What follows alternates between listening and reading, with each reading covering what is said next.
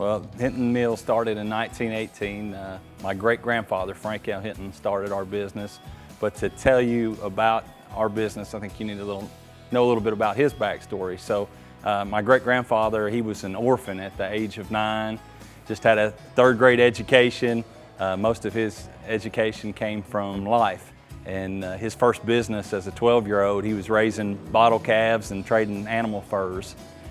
Probably the first calf that he got, somebody felt sorry for little orphan Frank and gave him a calf, and one calf turns into a second calf, and next thing you know, he's a little entrepreneur. But later in life, he met my great-grandmother. A lot of the advice that I give people in life is to marry up in life, and he did. He married my great-grandmother, who I met. She lived to be 107. They started the business just out of a need to be able to serve their neighbors, other area farmers. They were cattle farmers themselves. And so 100 years later, here we are. Hinton Mills is a farm supply business. We do anything that you need around the farm, but really what we're doing is building relationships, just building off of service, taking care of whatever those farmer needs are, giving them advice, product knowledge, and just getting them what they want when they need it. We are guaranteed a place in the world because we're in the business of feeding people. Everybody I know wants to eat, and I think they're going to continue to want to eat. So I think it's very fortunate that we ended up in the agriculture business, because that has to be a continuing line of products that there's a good demand for.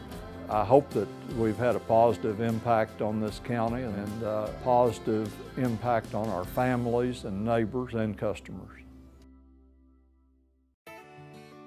What I like is I get to work with my family every day, and the other thing is that you get a feeling that you get to live your values through your work and influence the lives of the people that you work with and the people that you serve.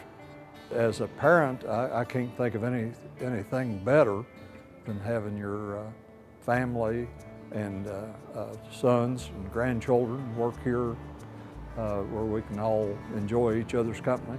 There's something really satisfying knowing that even though I never got to meet my great-grandfather, that I've been able to take, to use the agriculture analogy, been able to take the seed that he's planted and be able to continue to turn that into something else over the years, and it's just grown into again, something that continues to impact the community, but not only the community, but specifically, my daughter.